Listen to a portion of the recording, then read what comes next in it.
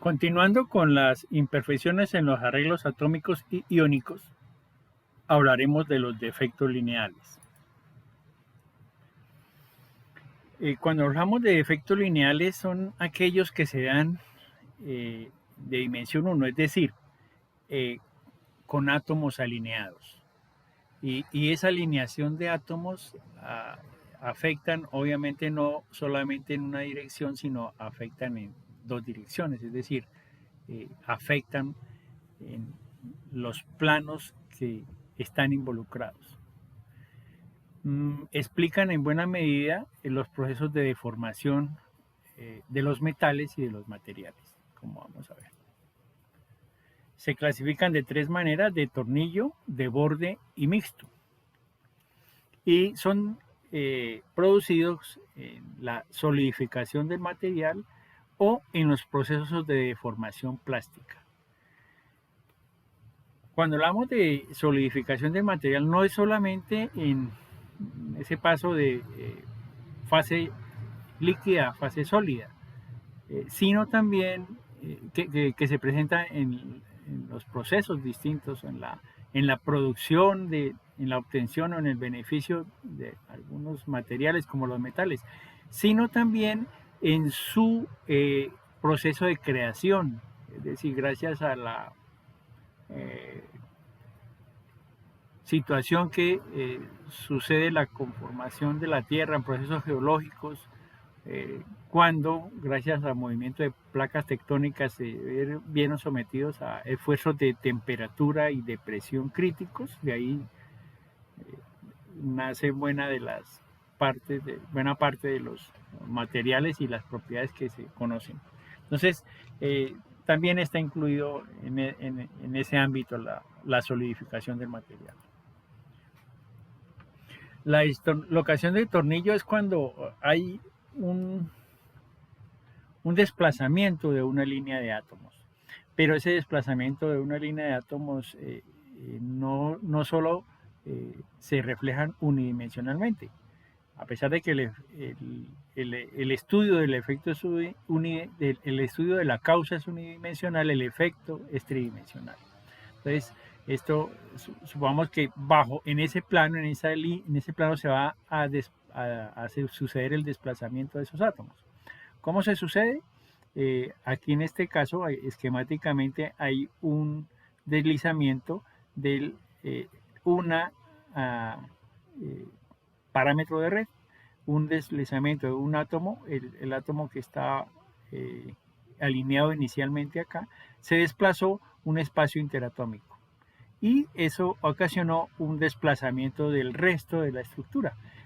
Evidentemente no es un efecto lineal en una sola línea de átomos, sino que también hay un efecto tridimensional. Entonces, lo que originalmente era aquí si pudiésemos hacer un dibujo de cómo sería un vector desde que inicia hasta que termina y cómo se desplazaría sobre esa superficie cuando se sucede la dislocación de tornillo. Entonces ya no se puede cerrar y tendríamos que desplazarnos por esta nueva línea, y para cerrarlo necesitaríamos este vector que se denomina vector de Burgess.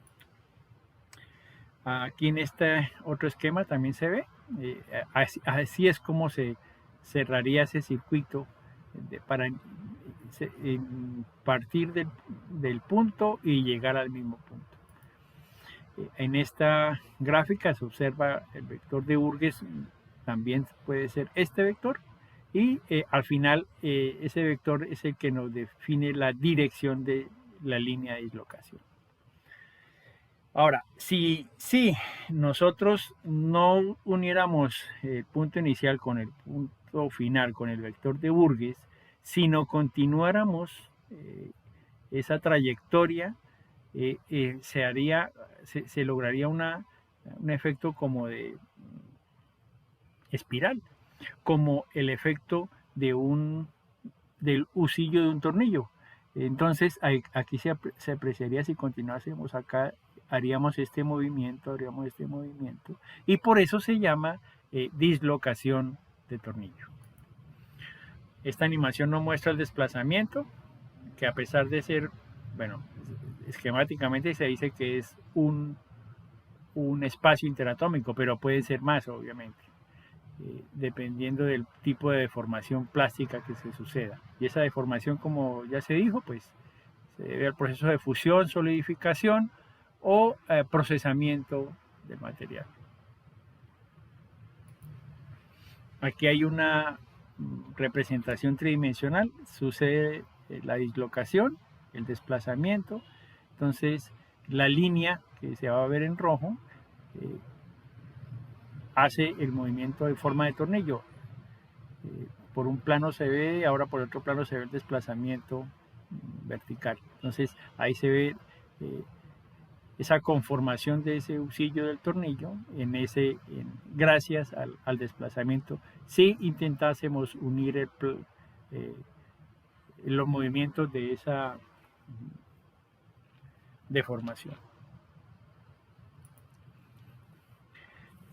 La dislocación de borde o arista se sucede cuando esquemáticamente se asume que hay la introducción de un nuevo plano de átomos. Es decir, deformamos la microestructura para hacer una introducción. Pero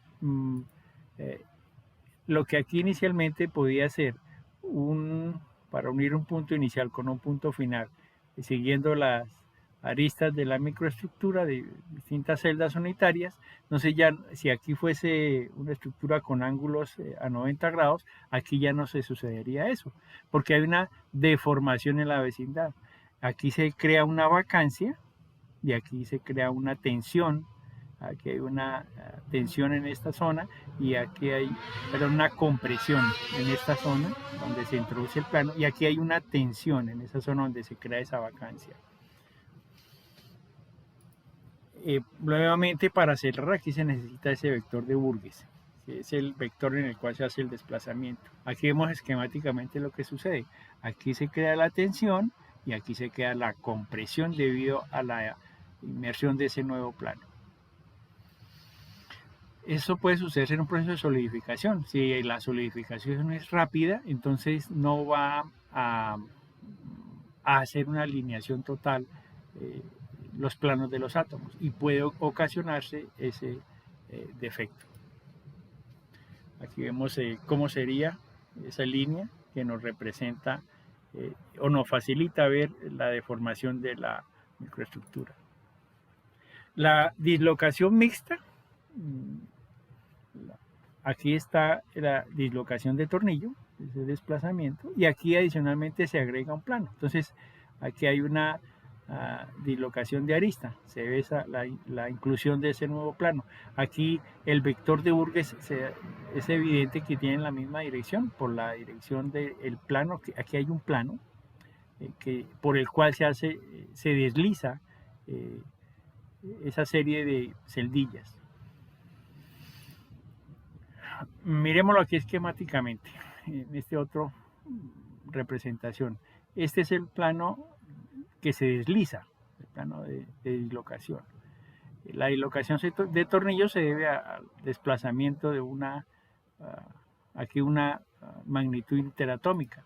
Entonces este es el plano y esta sería la línea que nos une la parte inicial con la final, y aquí está el vector de Burgess. El vector de Burgess nos muestra la dirección del deslizamiento. El sentido puede ser hacia arriba o hacia abajo, en este caso es hacia abajo, pero esta es la dirección. Bueno, hacia abajo si asumimos que estos átomos de aquí, estas celdillas bajan, pero hacia arriba si asumimos que estas celdillas suben. Ahora, este sería la línea adicional, o el plano adicional, perdón, de átomos que nos causan la dislocación de arista. Y aquí se vería la línea que se necesita para unir el principio con el final de la estructura original con el correspondiente vector de Burgess. Y el vector de Burgess tiene la dirección del plano de deslizamiento. Entonces, aquí se ve, ahora, ese plano de deslizamiento es donde hay mayor ocupación de átomos. y la línea, el vector de deslizamiento se da en la dirección y en el sentido en el cual hay una mayor ocupación de átomos, como ya lo veremos un poco más adelante. Entonces, este es el plano de deslizamiento en el cual hay una dislocación de borde, es decir, la inclusión de un nuevo plano, el plano adicional a este. Entonces, para que este plano entre, tiene que haber un desplazamiento en este sentido, y este sería el vector de deslizamiento. Mientras que en la dislocación de tornillo, aquí se desplazaría esta serie de celdillas sobre este otro, habría un desplazamiento relativo, y la dirección de deslizamiento sería esta, y este sería el plano de deslizamiento.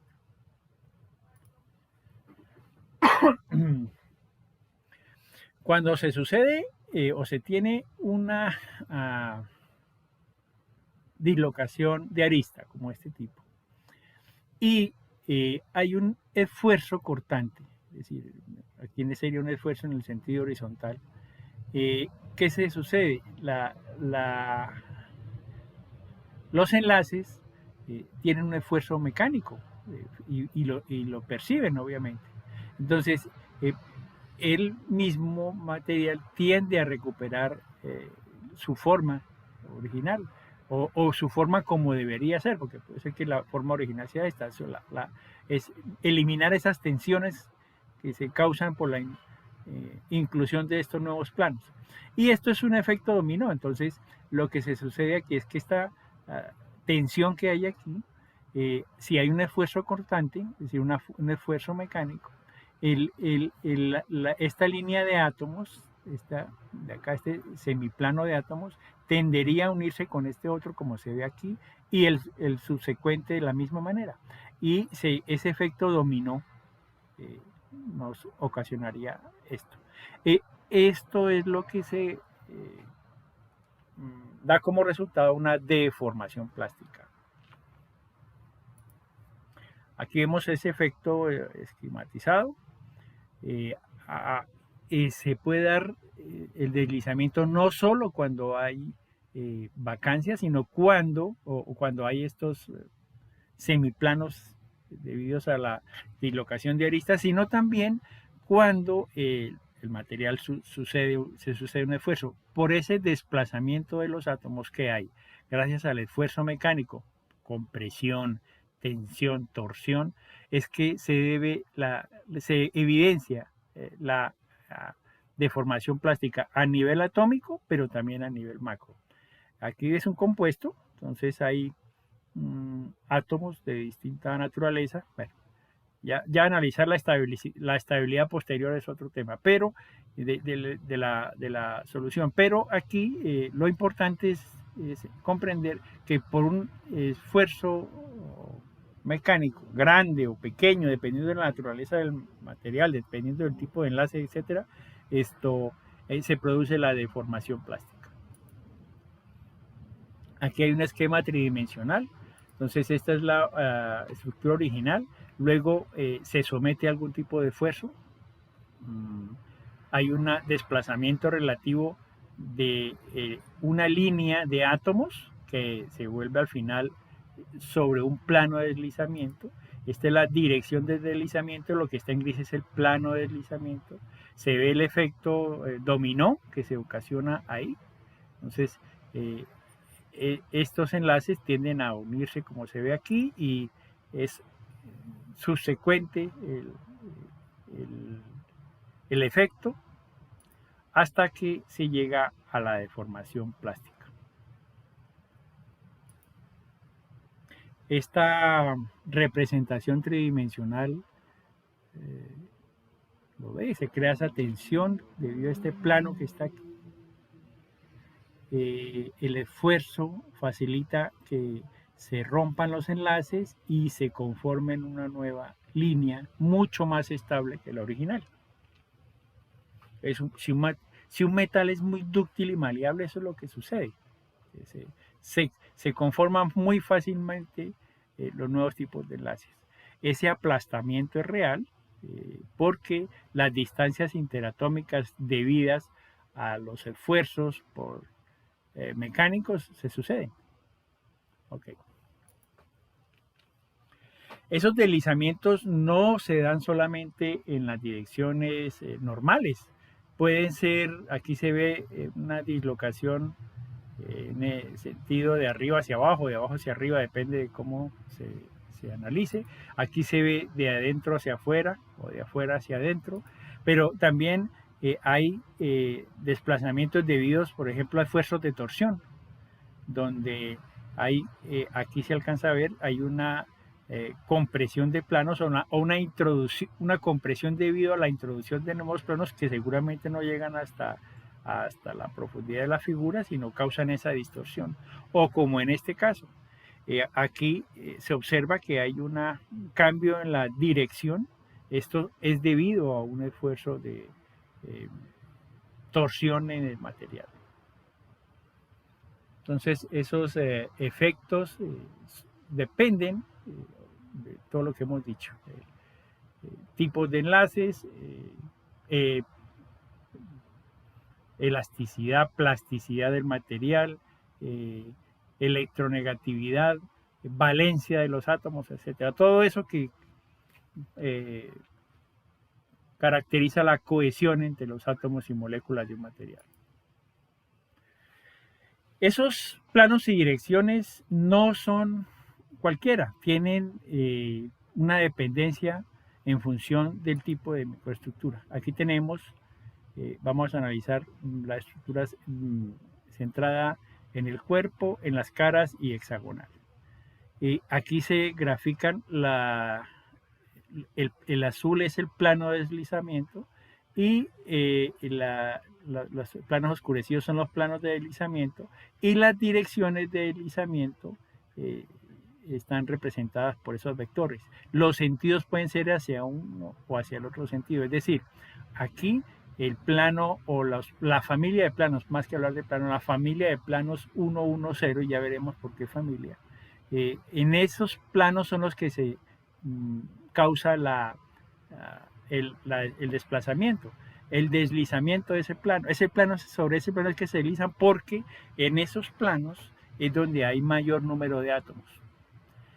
Y la dirección ese se debe a la dirección en la cual también hay mayor número de átomos. Ya miraremos de los tres casos, analizaremos dos en detalle. Entonces, las dislocaciones no se realizan en cualquier dirección a plano como consecuencia. Los planos de deslizamiento es donde hay mayor densidad planar, es decir, donde hay mayor número de átomos. Aquí en este caso, en esta estructura, para analizarlo rápidamente, hay 5 átomos, es una estructura BCC, mientras que en cualquier cara solamente hay 4. Entonces, la cohesión que hay entre esos 5 átomos facilita que ese sea el plano de deslizamiento. Y las direcciones, porque en esta dirección tenemos 3 átomos, en esta dirección tenemos 3 átomos, en cualquier arista tendríamos solamente 2 átomos, que es donde hay mayor densidad lineal de átomos. Y un sistema, entonces un sistema está compuesto por el conjunto de direcciones y planos. Ya lo miraremos. Por ejemplo, miremos la estructura FCC. La estructura FCC tiene este plano. Cada átomo tiene un átomo en cada cara. Entonces, ese plano que está señalado en ese triángulo tiene el átomo A, el átomo D y el átomo F, adicionalmente B, C y E. Y estas líneas que están ahí representan en donde hay un mayor número de átomos. Entonces, en esta línea hay un mayor número de átomos, aquí también, aquí también. Y es en este plano en donde tenemos 1, 2, 3, 4, 5 y 6 átomos. Si recordamos, esto es, si observamos esa estructura en la dirección 1, 1, 1, que es normal, entonces tenemos una estructura similar a una distribución hexagonal, 6 átomos alrededor con uno en el centro, donde el empaquetamiento compacto nos dice que hay una mayor densidad de átomos en el plano. Y estas direcciones son en donde linealmente hay mayor densidad lineal de átomos. Aquí están donde se suceden esos planos. Entonces, eh, en cada vértice de estos y el plano oblicuo se dan, en estos planos se da esa condición. En las aristas hay 3 átomos y en cada plano hay 6 átomos. En esos 4, este es este mismo, y los otros son los análogos. Esos 4 planos forman un tetraedro que lo denominan el tetraedro de Thomson. Y ese tetraedro de Thomson está compuesto por los planos en los cuales hay deslizamiento, y las aristas son esas líneas o esas direcciones en las cuales se producen esos deslizamientos en ambos sentidos de esa misma dirección. En la estructura BCC, entonces ya lo comentamos, hay 5 átomos en ese plano y estas son las direcciones. Aquí tenemos la representación esquemática. Omití, me acabo de dar cuenta, la ubicación de un átomo. Bueno, por favor me disculpan. Pero en este átomo, en este plano hay 5 átomos y las direcciones. En esta dirección oblicua, hay es la dirección del desplazamiento. Entonces aquí está la familia de la dirección del deslizamiento y aquí está la familia del plano de deslizamiento. ¿Por qué se dice que son 12? Porque está este plano, está su plano perpendicular si fuese una estructura cúbica, está este plano que va de atrás hacia adelante, este que va de adelante hacia atrás, este que es perpendicular de izquierda a derecha o este que va de derecha a izquierda. Y si en cada una de estos planos tenemos 2 direcciones que son las conformadas por el átomo central más los 2 de los vértices, entonces en cada caso tendremos 2 direcciones. Eso lo que nos da son 12 sistemas de deslizamiento.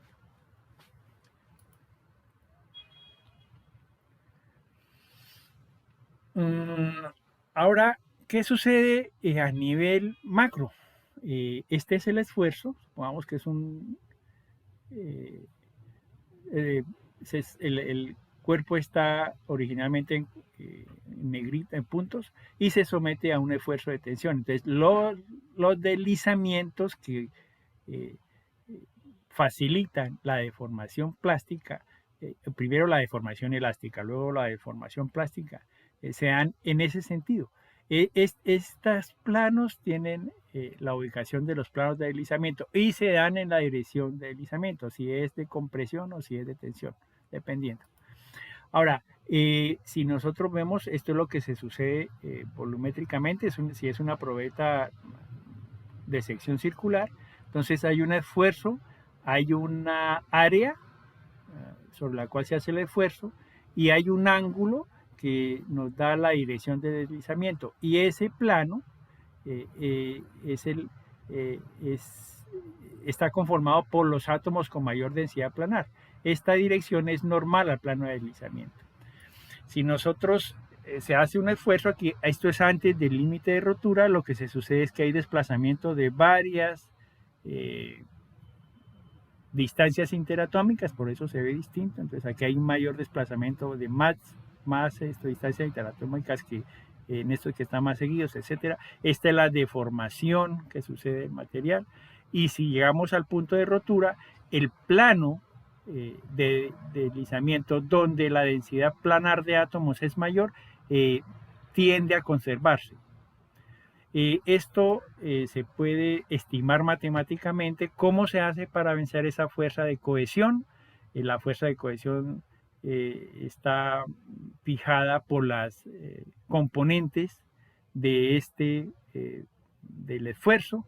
Entonces, si hay un esfuerzo aplicado, por ejemplo, a este cilindro, es fuerza por unidad de área. La fuerza cortante en la dirección del deslizamiento sería su componente F coseno con lambda, es el ángulo del plano de deslizamiento. Y el esfuerzo cortante a la normal, el esfuerzo cortante normal a la dirección del deslizamiento estaría dado por esta fórmula.